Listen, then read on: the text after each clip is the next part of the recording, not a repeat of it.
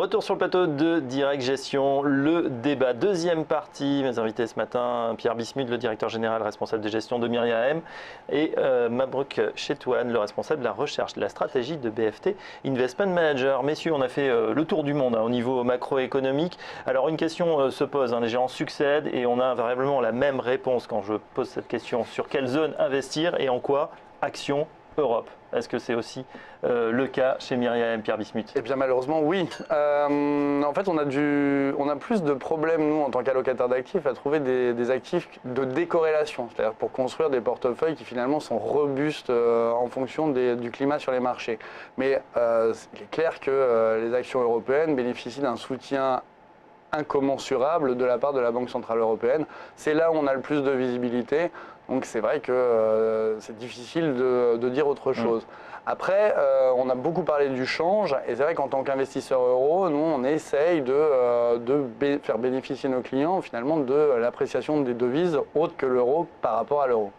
Donc dollar. Alors on Est-ce que ça veut dire qu'on va sur les États-Unis du coup?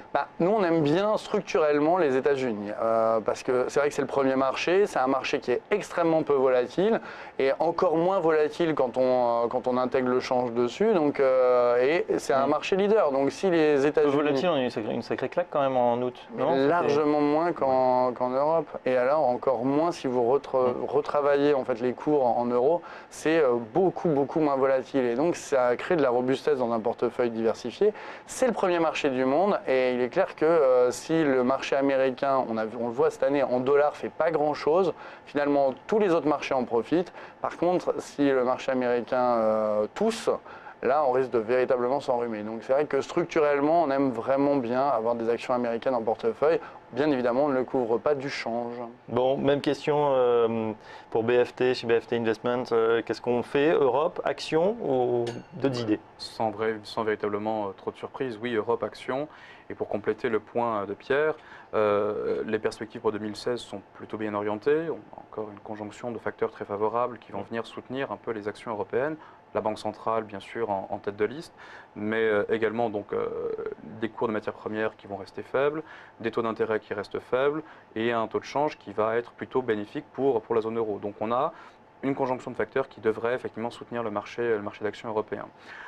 L'autre pari qu'on fait côté États-Unis justement, c'est l'inflation. Donc on joue l'inflation en quelque sorte, puisqu'on a de bonnes raisons de penser que l'inflation va remonter de manière assez substantielle et assez dynamique à partir de janvier 2016, devrait afficher un niveau à deux chiffres, un niveau à un chiffre avec une virgule, pardon. Et donc c'est un pari que l'on prend sur les marchés effectivement américains. Donc, on est exposé sur les obligations d'équité. Oui, sur les États-Unis, on voit en macro que c'est vrai que les indicateurs repassent au vert, l'immobilier qui renoue avec des niveaux importants, le chômage qui est atteint progressivement, un chômage frictionnel. C'est vrai un niveau d'équilibre. Un niveau d'équilibre. Donc tout ça va bien et pourtant on a quand même des cassantes qui disent oui mais ça ne peut pas durer. Quand on regarde dans le détail, effectivement, beaucoup de gens ne pointent plus. Voilà, il y a quand même, on a détruit de l'emploi, la croissance n'est pas aussi bonne ou aussi robuste qu'auparavant. Alors on a aux États-Unis, c'est vrai que la crise a détruit un certain nombre de richesses et le régime de croissance dans lequel se situent les États-Unis aujourd'hui est plus faible que celui qu'on a observé historiquement. Donc on a une croissance potentielle, c'est-à-dire qu'en gros la quantité de richesse que l'on peut créer avec les facteurs de production dont on dispose, le travail et le capital, qui est un peu moins forte que celle observée par le passé. Néanmoins, la croissance reste solide, elle est au-dessus de son rythme potentiel aujourd'hui, ce qui veut dire qu'elle est susceptible de générer des tensions inflationnistes par ailleurs et in fine des augmentations de salaire. Donc avec cette conjonction de facteurs, donc un marché du travail bien orienté, et des tensions inflationnistes dans le tuyau, en quelque sorte, on va avoir des augmentations de salaire qui vont venir alimenter et soutenir la croissance américaine pour 2016.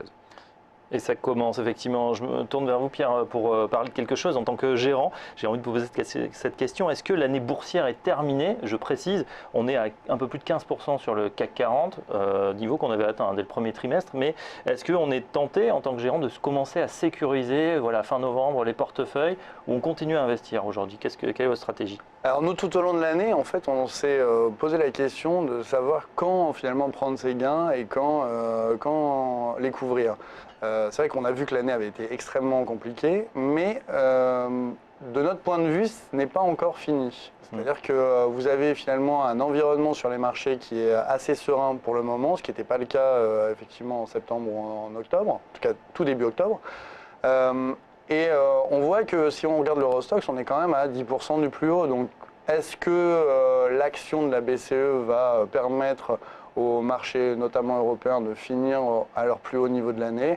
On le saura en décembre, mais ça me semble un peu tôt pour couper. Vous pensez qu'il y aura un mini rallye fin d'année suite à l'annonce de Draghi? Disons que les fins d'année sont toujours bénéfiques, donc c'est difficile de ne pas rester exposé, on va dire.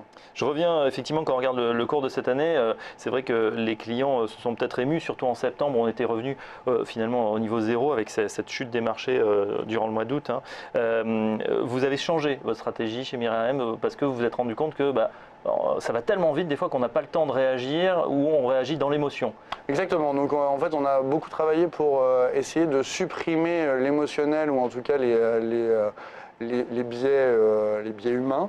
Et donc on travaille sur des indicateurs de marché pour savoir s'il faut s'exposer ou se couvrir, mais pas du tout pour piloter l'allocation, c'est uniquement pour piloter l'exposition aux actifs risqués, et notamment aux actions, savoir à quel niveau est la vol, si la volatilité progresse très rapidement ou au contraire si elle se dégonfle très rapidement, et est-ce qu'on est sur une tendance haussière ou baissière sur les marchés financiers. Et c'est vrai que le facteur humain pour une allocation flexible, il faut réellement réussir à le mettre de côté. Ouais, je trouve ça intéressant, c'est-à-dire que c'est vrai quand on regarde le pic de volatilité, évidemment, ça se déclenche le 24 août, mais le 24 août, on perd 8%. Et donc quand on est dans l'émotion, on a tendance à se dire, oula, on est reparti dans un scénario à la 2007, à la 2011, il vaut mieux perdre 8% que 20 ou 30 ou plus, je vends tout.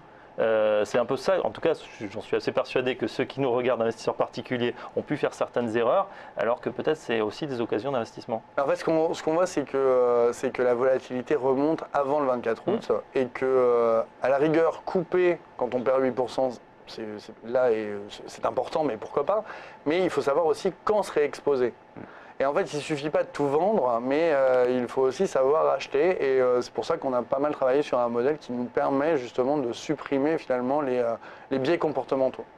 Ça c'est important, effectivement, cette volatilité, c'est vrai qu'elle a explosé. Comment vous y êtes exposé, comment vous la gérez cette volatilité? Alors nous, on a un peu la même approche, effectivement, sauf qu'on raisonne davantage en termes de régime de marché, c'est-à-dire qu'en gros, on ne se laisse pas, entre guillemets, avoir, si je puis dire, par une volatilité qui explose de manière temporaire. On voit des pics de volatilité se manifester régulièrement, mais est-ce que ça veut dire que le marché est rentré dans une zone de stress, de très grand stress financier ou pas? Donc c'est vraiment la question qui pilote davantage nos stratégies et notre manière de gérer le risque.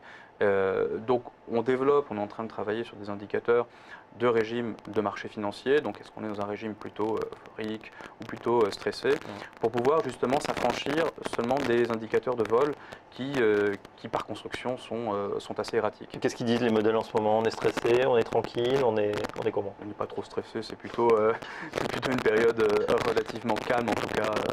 Le problème c'est que la vol elle expose souvent à la baisse quand il y a ces chutes de marché très violentes, puisqu'on a tendance à dire, le marché on connaît, on baisse 3 fois plus vite qu'on ne monte, donc on a une volatilité qui s'écrase dans ces mouvements de phase haussière, et puis ça peut être très très violent. Quand on perd comme ça 5, 6, 8%, on n'a absolument pas le temps de réagir. On n'a pas le temps de réagir, sauf à bien détecter l'accélération du stress sur les marchés.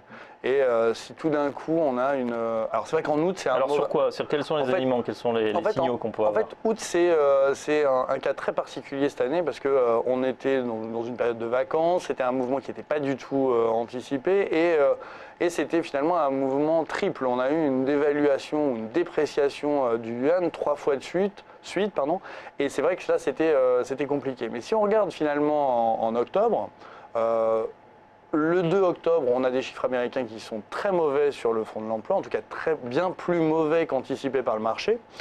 vous avez une ouverture en forte baisse et une clôture en forte hausse. Et en fait, on voit que la volatilité, finalement, dans la séance, commence par monter et puis finalement se normalise.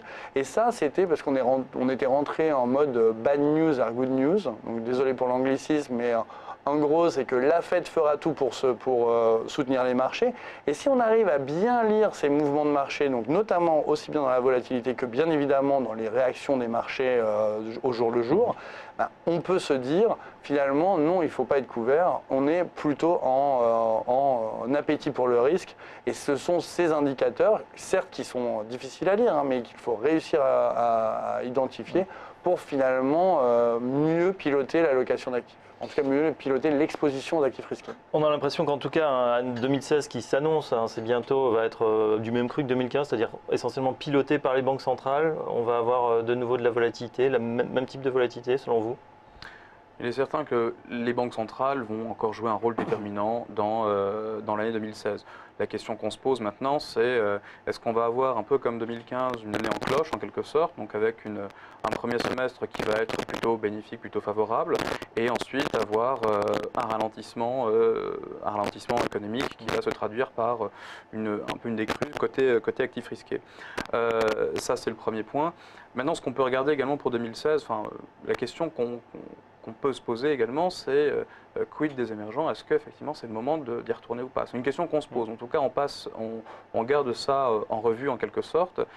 On a régulièrement, on observe une espèce de régularité empirique dans la durée du cycle émergent. Et 2016, correspond à l'année à laquelle on devrait assister à un début de normalisation côté des émergents. Est-ce que c'est le moment d'y rentrer ou pas? On se pose encore la question. On reste prudent là-dessus, mais c'est quelque chose qu'on garde sous surveillance. Ah, voilà, donc on a enfin une petite idée, pas contrariante, mais une ouverture entre l'Europe et les actions. On peut aussi commencer à regarder donc, les émergents, d'autant qu'on aura effectivement des banquiers centraux qui vont s'exprimer dès le mois prochain avec des politiques peut-être diamétralement opposées. On aura l'occasion d'y revenir. En tout cas, merci messieurs de nous avoir éclairés pendant ce débat. Pierre Bismuth, le directeur général responsable des gestions de Myria AM, et Mabrouk Chetouane, le responsable de la recherche de la stratégie chez BFT Investment Manager. Merci de nous avoir suivis. Tout de suite, on se reconnecte au marché avec Direct Investisseur. Le débat, ça continue dès lundi à partir de 9h30. Bonne journée à tous.